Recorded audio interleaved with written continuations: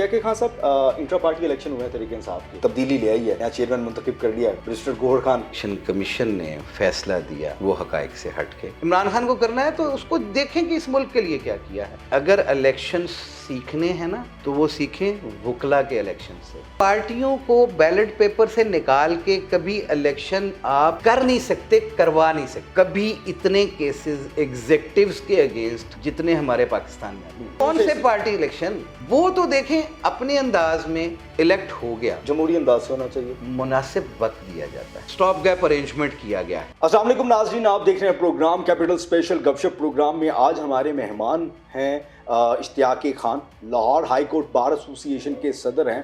موجودہ سیاسی صورتحال اور آئین کی بالادستی کے ساتھ ساتھ اس کی حکمرانی اور الٹیمیٹ سپریمیسی آف لا، جس کی بات ہمیشہ ہر قانون دان کرتا ہے، اس حوالے سے بھی بات کریں گے کیا چل رہا ہے اس وقت ملک کی سیاسی صورتحال پر اور مستقبل میں کیا ہوتا ہوا دکھائی دے رہا ہے۔ اشتیاق خان صاحب، سب سے پہلے آپ کے وقت کا شکریہ۔ یہ بتائیں کہ کیا سیاسی اور اس دفعہ جو آئینی صورتحال آپ دیکھ رہے ہیں بطور قانون دان مطمئن ہیں؟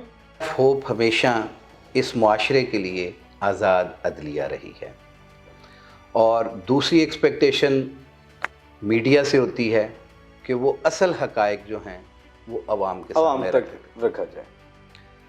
قانون کی حکمرانی اور آئین کی پاسداری کے حوالے سے پچھلے جو 2 سالوں سے معاملات چل رہے ہیں وہ بڑے ہی دگرگوں ہیں، اور میں سمجھتا ہوں کہ آئین کے بنیادی حقوق جو ہیں وہ اس وقت سلب کیے ہوئے ہیں۔ اس ملک کے اندر مہنگائی عروج پہ پہنچی، لوگوں کو جینے کا حق جو ہے وہ چھینا جا رہا ہے۔ اتنی زیادہ مہنگائی، اتنی زیادہ لالسنس کے ساتھ کسی شہری کا ملک میں رہنا بڑا مشکل ہو جاتا ہے۔ فیئر ٹرائل کا آئین میں ہوتا ہے، آرٹیکل 10 بھی اس کی کرتا ہے، لیکن آرٹیکل 10A جو ہے عملی طور پہ معطل ہے۔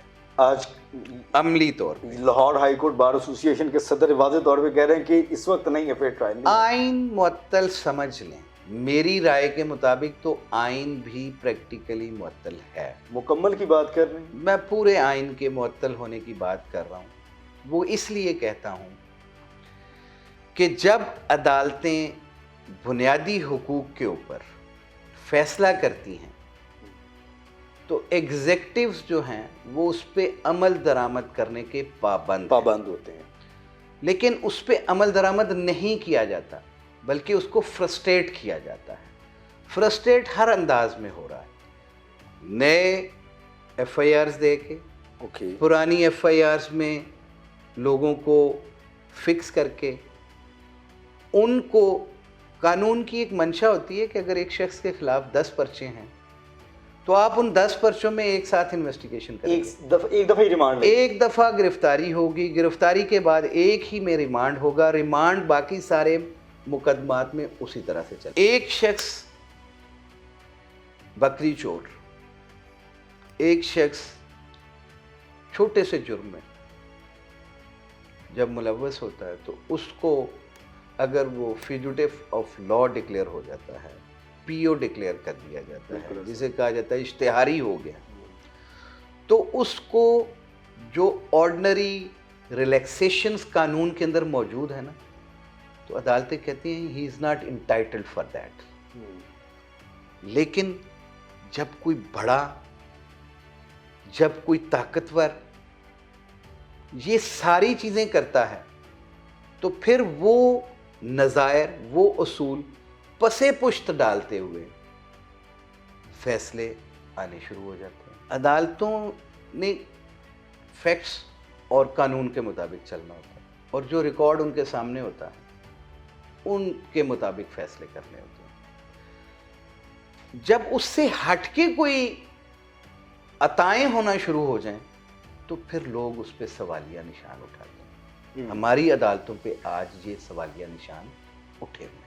یہ کمی کس کی ہے؟ یہ اگر اس کو کہا جائے کمزوری کس کی ہے؟ اگر کوئی عدالت اپنا فیصلہ سناتی ہے اور ایگزیکٹو اس فیصلے پر عمل درآمد نہیں کرواتی ہے اور پھر دوہرا معیار نظر آتا ہے اور لوگ بات کرتے ہیں، سوال اٹھاتے ہیں، کون کمزور ہے؟ ایگزیکٹو پاورفل ہوتا ہے یا عدالت یا وہ فیصلہ؟ عدالت اپنی کمزوری خود دکھاتی ہے. عدالت جب فیصلہ دیتی ہے، میں نے جیسے پہلے کہا کہ قانون کے مطابق اور حقائق کے مطابق اس نے فیصلہ دینا ہوتا ہے. جب فیصلہ آ جاتا ہے تو آرٹیکل 189 آف دا کانسٹیٹیوشن کہتے ہیں کہ all are binding, that's binding to all of them. وہ ایگزیکٹوز ہوں، وہ لوئر جوڈیشری ہو، وہ کوئی بھی ہو، دے آر باؤنڈ. مثال میں دیتا ہوں 14 مئی والا جو فیصلہ آیا کہ جی الیکشنز ہوں گے سپریم کورٹ میں، ایسی اس پہ عمل درآمد بھی سپریم کورٹ نے کروانا تھا. وہ سپریم کورٹ کی کمزوری ہے، وہ آپس میں ان کے ذاتی اختلافات تھے جس کی بنیاد پہ وہ فیصلہ امپلیمنٹ نہ ہو سکا. لیکن اکثر اسی طرح سے ہوتا ہے اشتیاقی خان صاحب، فیصلہ آ گیا ہے، کسی کی اتنی کیا مجال، کسی کی کیا اتنی جرت کہ عدالتوں کے حکم کی عدولی فرمائے، تو انہیں عدالت تو کوئی بھی نہیں اپنے کروانا نہیں چاہتا. یہی تو میں عرض کر رہا ہوں کہ اس وقت کے چیف جسٹس کو چاہیے تھا کہ اگر وہ فیصلہ دیا ہے تو پھر کنٹیمپٹ پروسیڈنگز انیشیٹ کر کے ان لوگوں کو فکس کر دینا تھا. اور آپ نے دیکھا سکتے تھے، آپ نے دیکھا افتخار محمد چودھری صاحب کے وقت میں بالکل فیصلے آتے تھے اور پابندی ہوتی تھی، امپلیمنٹیشن ہوتی تھی. فیصلے ٹھیک بھی ہوتے ہیں، غلط بھی ہوتے ہیں. غلط فیصلے نہ ہوں تو اپیلیٹ کورٹس میں جانے کی ضرورت ہی نہیں رہ جاتی. بالکل ایسے. اور اگر کوئی کمی کوتاہی ہوتی ہے تو اس کو عدالتوں میں چیلنج کیا جاتا ہے. سپریم کورٹ کا فل کورٹ بنا کے اس آرڈر کو سیٹ اسائڈ بھی کیا جا سکتا تھا. لیکن یہ اختیار کسی کو نہیں دیا جا سکتا کہ چاہے وہ 2 ججز کا فیصلہ ہو، وہ چاہے 5 ججز کا فیصلہ ہو، چاہے 10 ججز کا، چاہے 17 کے 17 ججز کا فیصلہ ہو، اس پہ عمل درآمد اسی طرح سے ہونا ہے جیسے فل کورٹ نے فیصلہ کیا. اب اس وقت لوگ دیکھ رہے ہیں عدلیہ کی طرف، لوگ اس وقت عدالتوں کی طرف دیکھتے ہیں اور سیاسی جو ماحول بنا ہے، ایک طرف سیاسی ماحول بڑا سازگار دکھائی دیتا ہے، دوسری طرف سیاسی ماحول ایسے لگتا ہے کہ جیسے قید خانے میں بند ہو کے رہ گیا. تو کون سی قوتیں ہیں، کون لوگ ہیں؟ کیا سیاست کرنا پاکستان میں بند کر دیا جائے؟ جب آپ انٹرفیئر کرنے کی اجازت دیتے ہو، اپنی کمزوری دکھا دیتے ہو، تو پھر بہت سارے لوگ اس میں انٹرفیئر کرتے ہیں. سیاسی ماحول کی جیسے آپ نے بات کی کہ ایک طرف بڑا سازگار ماحول ہے، جلسے بھی ہو رہے ہیں، جلسے کروانے کی بھی کوشش کی جا رہی ہے، اور دوسری طرف قید خانے کا ماحول ہے. تو یہ پہلے بھی ہوتا رہا ہے، یہ ہوتا ہے، اچنبے کی بات نہیں ہے. مطلب الیکشن میں ایک پارٹی مائنس پہ جاتی ہے. جب طے کر لیا جائے، جب طے کر لیے جائے مقتدر حلقے جب فیصلہ کر لے کہ جی ہم نے کسی کو آؤٹ کرنا ہے، آلدو یہ ان کا اختیار نہیں ہے، یہ عوام کا حق رائے دہی جو ہے نا، وہ کسی مقتدر حلقے کو استعمال کرنے کا کوئی حق ہے. عوام نے فیصلہ کرنا ہے کہ وہ کس کو الیکٹ کرتے ہیں. ایگزیکٹلی. اور اگر ہمارے ہاں ایمانداری سے کہہ رہا ہوں 2 یا 3 ٹرمز پوری ہو جائیں نیشنل اسمبلی کے اندر، تو شاید یہ ملک جو ہے وہ پولیٹیکلی، ڈیموکریٹیکلی، اکانومیکلی اور اکنامکلی رائز کرے گا. کیونکہ کانفیڈنس ریپوز کیا جاتا ہے ان ریپرزینٹیٹیوز کے اوپر کہ جن سے وہ حلقے کے لوگ پوچھ سکتے ہیں. ایگزیکٹلی. ہمارا ہمسایہ ملک ہے انڈیا، جیسی دشمن ملک ہے، کوئی ہماری اس کے لیے سمپتھی نہیں ہے. لیکن وہاں پہ دیکھیں نا 5 ریاستوں میں انٹائرلی واجپئی کے خلاف، مودی کے خلاف، لیکن اکثریت اس کو ملی تو کوئی جرت نہیں کر رہا کہ اس کو ڈی ریل کر دے. اسمبلی کے اندر اتنی سخت تقاریر ہوتی ہیں، اتنا آبجیکشن ہوتا ہے، اسمبلی میں بیٹھ کے جواب دیے جاتے ہیں. دیکھیں نا وہ G20 کے اندر بیٹھا ہے نا، ہم کہاں کھڑے ہیں؟ ہاں وہ اسپیس پہ بات کرتا ہے جانے کی، ہم یہاں پہ کہتے ہیں کہ جی یہ آٹا چینی کی، مطلب اس سے بھی نیچے کے معاملات پہ ہم اپنی ڈیبیٹس چل رہی ہوتی ہیں. وہ میرا آئیڈیل ہے، وہ میرا آئیڈیل نہیں ہے. یہ ٹھیک ہے یہ غلط ہے, یہ چیزیں ہم لوگ تو ٹی وی پہ بیٹھ کے ٹی وی ٹاک شو جو چل رہے ہوتے ہیں رات کو, تو سوال مجھے سمجھ نہیں آ رہا ہوتا کہ کسی کی نجی زندگی کے بارے میں بات کی جا رہی ہوتی ہے. کسی بھائی اس کی پالیسیز پہ بات کریں, ایگزیکٹلی اس کو آپ نے آبجیکٹ کرنا ہے, اے بی سی, نواز شریف کو آپ نے ڈسکس کرنا ہے تو اس کی نجی زندگی پہ مت کریں, اس کے فیصلوں پہ دیکھیں اس نے اس ملک کے لیے کیا کیا. عمران خان کو کرنا ہے تو اس کو دیکھیں کہ اس ملک کے لیے کیا کیا ہے, یہاں کے لوگوں کو کیا دیا, شعور دیا نہیں دیا, یہاں پہ آگے لے کے اس ملک کو کیسے چلا جاتا. لوگوں کی اس طرح سے پرسیپشن چینج نہیں ہوتی بلکہ لوگ ریجڈ ہو جاتے ہیں. کہیں نہ کہیں پہ یہ بات کہی جاتی ہے کہ پاکستان تحریک انصاف اس ساری چیزوں کا ذمہ دار ہے, جو پروپوگنڈا کیا جانا ہے, کسی کی ذاتی زندگی پہ کودنا ہے یا کسی کی تذلیل کرنا ہے اور ایک سوشل میڈیا پہ طوفان بدتمیزی کرنا ہے, اس کا آغاز تحریک انصاف سے کیا, اس پر کیا نہیں, جو بھی یہ کام کرے وہ غلط ہے, خواہ وہ تحریک انصاف ہو خواہ وہ تحریک انصاف, لیکن یہ ہرگز نہیں ہے کہ آپ کسی ایک کو بلیم. سوشل میڈیا کے اوپر حقائق بھی موجود ہوتے ہیں, سوشل میڈیا کے اوپر اگر کوئی غلط حقائق دیتا ہے تو اس کو رولز کے مطابق پنش بھی کیا جا سکتا ہے. یہ ابھی نہیں ہے, بی بی محترمہ کے خلاف پروپوگنڈا کس نے کیا تھا, اس لاہور شہر میں پمفلٹس کس نے پھینکے تھے. یہ تحریک انصاف کرے, یہ پیپلز پارٹی کرے, یہ جے یو آئی کرے, یہ اپنا پاکستان مسلم لیگ نون کرے, پاکستان مسلم لیگ کاف کرے, کوئی بھی کرے, اور اس میں سے باہر نکلنا ہے بھائی, اس ملک کو آگے لے کے چلنا ہے, اس ملک کی عوام کے لیے ہم نے کچھ سوچنا ہے, نہ کہ ہم یعنی کہ بی پی کا وہ جملہ ہے کہ democracy is the best revenge of the revenge, اور ہونا چاہیے اس پہ, آئی بلیو ان اٹ. اور اس کا یہ جملہ تاریخی جملہ ہے.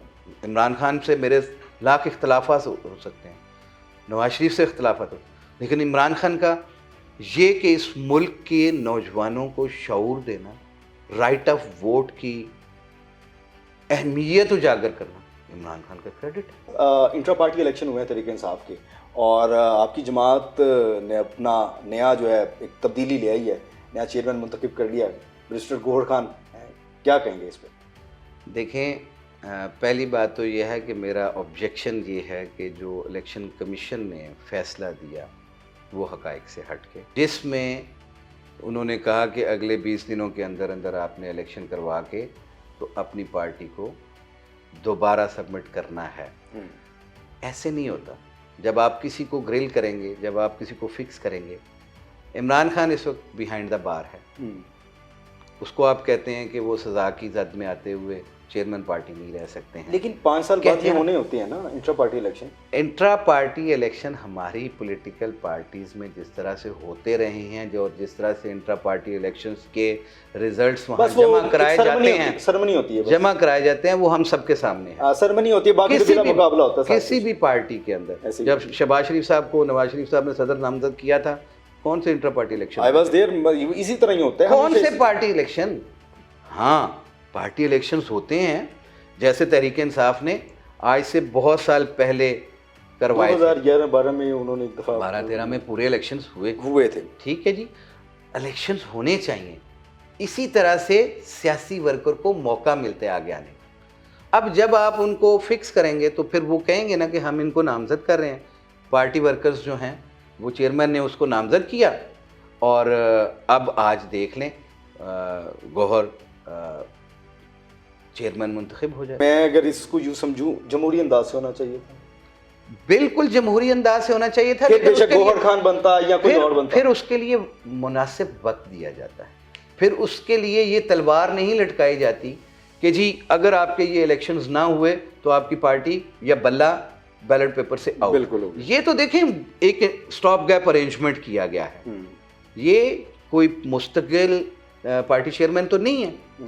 یہ for the time being stop gap arrangement میں جو انہوں نے بہتر سمجھا اس کو اپوائنٹ کر دیا. بانی رکن اکبر ایس نے, بابر نے جو ہے وہ کہا کہ اس پر اعتراضات ہیں اور میں اپنے بیلٹ اپنے کاغذات جمع کروانا چاہتا تھا, تو اس پر کیا سمجھتے ہیں آپ؟ تو سوالیہ نشان جماتے. دیکھیں میں بتاتا ہوں, اکبر ایس بابر جو ہے نا اس پارٹی کا کارکن نہیں رہا. उसे निकाल दिया हुआ। कब से? जब से उसने इलेक्शन कमीशन के अंदर पिटीशंस फाइल की, जब से उसने पार्टी कॉन्स्टिट्यूशन को वायलेट किया, उसको शोकाज देने के बाद तो उस वक्त फारिग कर दिया गया था। अब तो वो पार्टी रुकन ही नहीं है, पार्टी का कारकुन ही नहीं रहा, वो तो किसी और के हाथों में खेल रहा है।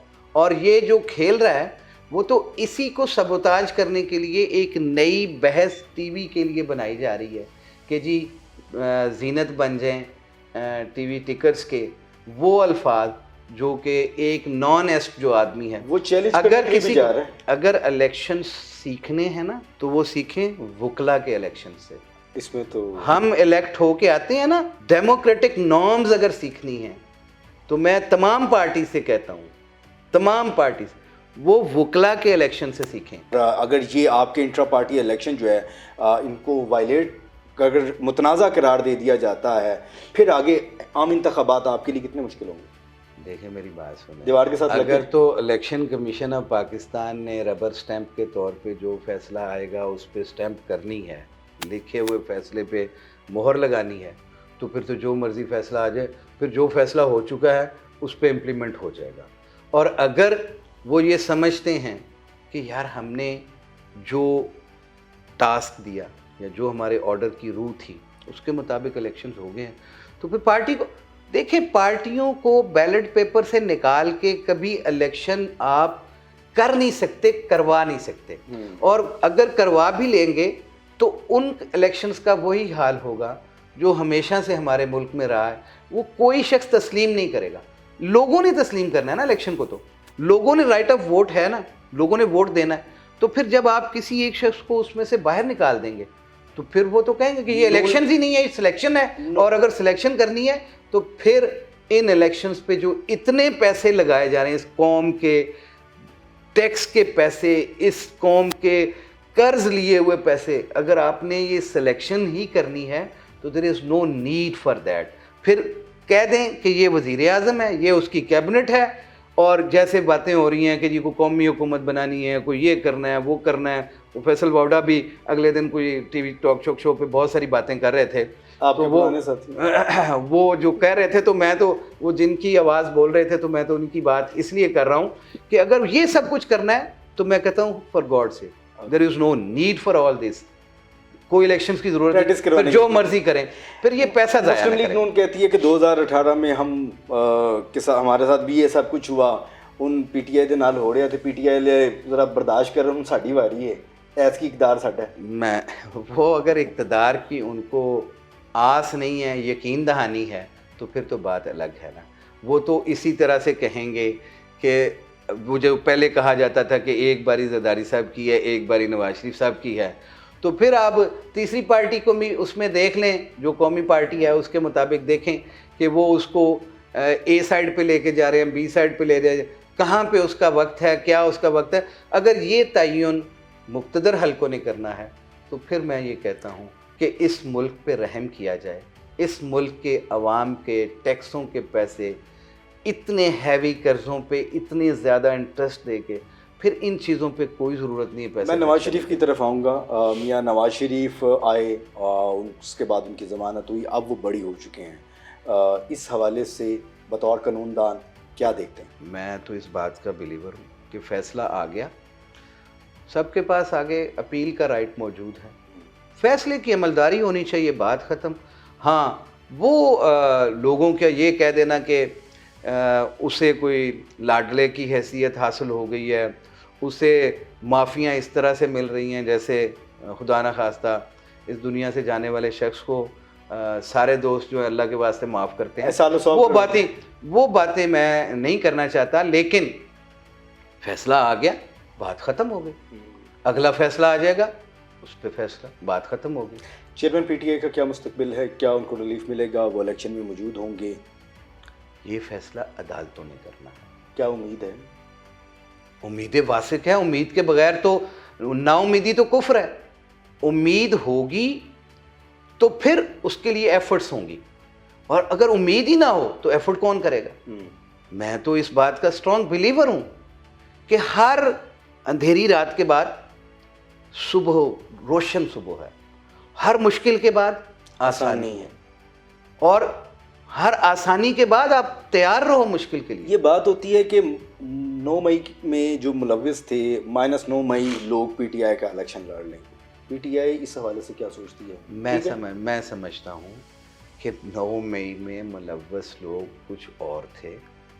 اس کو ہم نے شروع میں، دیکھیں میری بات سنیں، میں بڑا واضح طور پر بتاتا ہوں، یہ تعین کون کرے گا کہ 9 مئی میں کون کون شامل تھا؟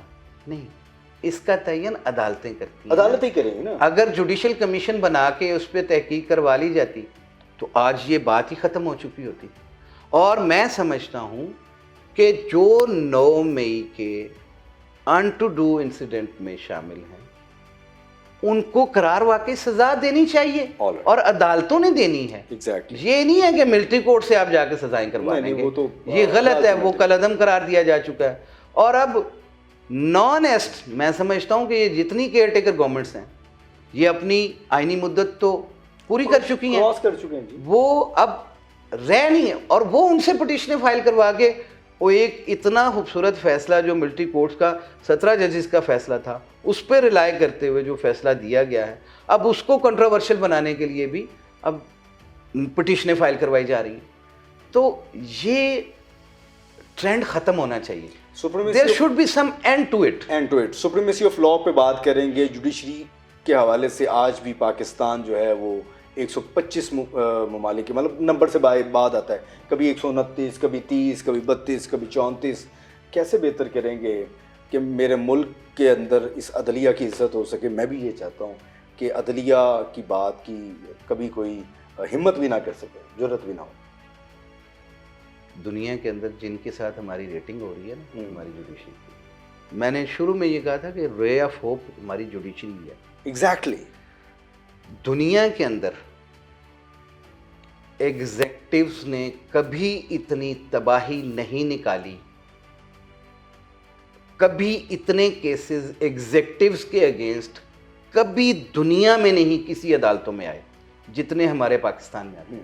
اور اس پہ میں آپ کو ایک بڑی اچنبھے کی بات بتاؤں کہ ایک ریٹ پٹیشن آتی ہے تو ایک جج کے پاس 150-200 کیس لگا ہوا ہے، تو اس ریٹ پٹیشن پہ فیصلہ ہوتا ہے کہ this representation is sent to the secretary chief secretary and he shall decide it within 15 days. اب 15 دنوں کے بعد کنٹیمپٹ آ جاتی ہے اسی کیس کا آف شوٹ، آگے کہا جاتا ہے جی چیف سیکرٹری صاحب نے فیصلہ نہیں دیا، اور ایک صرف پٹیشن میں فیصلہ کرنے کے لیے اس کو بھیجا جاتا ہے، ہمیں ٹائم دے دیا جائے. مہینے بعد ایک فیصلہ لا کے رکھ دیا جاتا ہے اور کہا جاتا ہے کہ جس شخص کو ایک ریپرزنٹیشن، جو اس کی ریپرزنٹیشن کا ڈیسائیڈ کرنے کا اس کے پاس اختیار بھی موجود تھا اور اس نے کرنی تھی، 1.5 مہینہ ایک کیس کو ڈیسائیڈ کرنے کے لیے اگر وہ لیتا ہے تو جوڈیشری تو ایک دن میں 150 کیس کا فیصلہ ہم توقع رکھ رہے ہوتے ہیں. یہاں میں جوڈیشل سسٹم کو جو اب آ رہا ہے نا کوشچن مارک، ایسے نہیں ہے. قصور مطلب سمجھا جائے بار بینچ، کیونکہ مل کے چلتے ہیں، بار اور بینچ کتنا کردار ادا کرتے ہیں، کس طرح سے اصلاحات کی جا سکتی ہیں کہ یہ اصلاحات کا پہلا جو میں نے آپ کو پوائنٹ دیا جی بہتر ہو گیا کہ ایگزیکٹوز اپنا کام کرنا شروع کر دیں، ملٹری اپنا کام شروع کر دے، عدلیہ اپنا شروع کر دے، میڈیا اپنا رکھے. تو پھر یہ جو جتنے کیسز آ رہے ہیں نا ان میں سبسٹانٹیو کیسز نہیں ہوتے، کسی میں کانسٹیٹیوشن کی تشریح کم 1-2-4 سال میں 10 کیسز کی تشریح، 1-2 سائٹیشن آتی ہیں پورے سال میں. میں بتاتا ہوں کہاں ساری ہماری جوڈیشری پھنسی رہتی ہے، ان غیر ضروری عوامل کے اندر جہاں پہ ضروری نہیں ہوتا. حل بطور صدر ہائی کورٹ بار میں سمجھتا ہوں کہ اپیلیٹ کورٹس جو ہیں وہ الگ کر دینی چاہیے، ہائی کورٹ لیول پہ بھی، سپریم کورٹ لیول پہ بھی. اوکے. کانسٹیٹیوشنل کورٹس کو الگ کر دیا جانا چاہیے. اوکے. جو کانسٹیٹیوشنل کورٹس ہیں وہ ان ایگزیکٹوز کے ان فیصلوں پہ آئین کے مطابق کیا چاہیے کیا نہیں چاہیے ان پہ فیصلے وہ کوٹیں کریں. اپیلیٹ کورٹس جو ہیں سبسٹانٹیو جو ہمارے ایشوز ہیں، ایک شخص پوتا کیس، دادا کیس فائل کرتا ہے، پوتا اس کو فروٹس حاصل کرتا Proceed ہے۔ وہ اپیلٹ ورک میں تو بندے قتل ہو گئے ہوئے ہیں، لائف ہو گئی ہوئی ہے، بندوں کی سزائیں پوری ہو گئی ہیں، عدالت کو موقع ہی نہیں مل رہا کہ ان کو فیصلہ کر دے۔ ارجنٹ 150 آ گیا ہے، اور 150 ارجنٹ کے اندر کون سی ہیں؟ 90% جو ہے اس ایگزیکٹو کے خلاف کیسز ہوتے ہیں۔ تو وہ سبسٹانٹیو کام جو ہے وہ اپیلٹ کورٹس کریں، جو اپیلوں کے لیے سول کا ہو، کرمنل کا ہو۔ بالکل ایسا کانسٹیٹیوشنل انٹرپریٹیشن کے لیے کورٹس، کانسٹیٹیوشنل کورٹس ہونے چاہیے، تو پھر جا کے اس نظام میں بہتری آئی۔ عدلیہ کی اصلاح کے حوالے سے ایک اور کام بھی بڑا ضروری ہے، ججز کی اپوائنٹمنٹ جو ہیں وہ میرٹ پہ ہونی چاہیے۔ جہاں جہاں ججز کی اسامیاں خالی ہیں، فی الفور وہاں پہ ججز اپوائنٹ ہونے چاہیے، ججز کی تعداد میں اضافہ کیا جانا چاہیے، اور اگر یہ نہیں کیا جائے گا تو یہ برڈن بڑھتا چلا جائے گا۔ بالکل ایسے جیسے ہر سال وکلا تو بڑھ رہے ہیں لیکن جج جو ہیں وہ وہیں پہ ہیں۔ نہیں، عوام بھی تو بڑھ رہی ہے، مسائل بھی تو بڑھ رہے ہیں، کیسز بھی اتنے بڑھ رہے ہیں، بالکل ایسے۔ تو اس حساب سے 60 ججز لاہور ہائی کورٹ میں ہیں تو یہ تو 100-150 جج ہونا چاہیے۔ اور ضلعی عدالتوں میں تو بڑا حال ہے جی، 200 250 کیسز اس طرح سے چل رہے ہیں۔ ان میں ججز کی تعداد میں اضافہ ہونا چاہیے، اور ان ٹائم ججز کی اپوائنٹمنٹ ہونی چاہیے، اور میرٹ پہ ہونی چاہیے، میرٹ پہ ہونی چاہیے، اور میرٹ سے ہٹ کے کوئی اصول وضع نہیں ہونا چاہیے جن پہ ججز کی اپوائنٹمنٹس ہوں۔ بہت شکریہ، بہت شکریہ اشتیاق خان صاحب آپ کے وقت کا۔ آج ہم نے کوشش کی ہے Lahore high court bar association کے صدر سے سیاسی حالات کے حوالے سے، عدلیہ کی کردار کے حوالے سے، سپریمیسی آف لاء کے متعلق کیا سمجھتے ہیں، کیا اصلاحات ہو سکتی ہیں، اور جس طرح سے انٹرا پارٹی الیکشن ہوئے تحریک انصاف کے اور دوسری جماعتیں بھی اعتراضات اٹھا رہی ہیں، کچھ اور چیزیں ہیں، یہ ساتھ ہی آج ساری ہم نے گفتگو کی ہے۔ آپ کیا سوچتے ہیں، کیا سمجھتے ہیں اس پروگرام کے متعلق؟ اپنا فیڈ بیک کمنٹ سیکشن میں ضرور دیجیے گا۔ آج کے لیے بس اتنا ہی، اگلے پروگرام میں ایک نئے مہمان کے ساتھ آپ کی خدمت میں دوبارہ حاضر ہوں گے۔ اللہ نگہبان۔